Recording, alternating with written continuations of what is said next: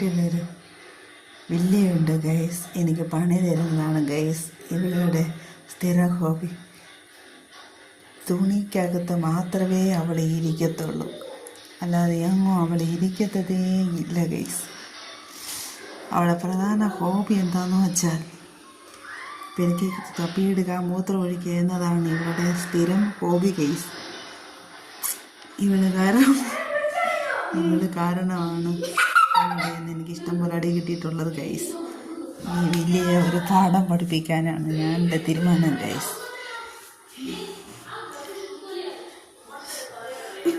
കട്ടിലെല്ലാം കുളമായി കിടക്കുന്നത് കണ്ടോ ഗൈസ്?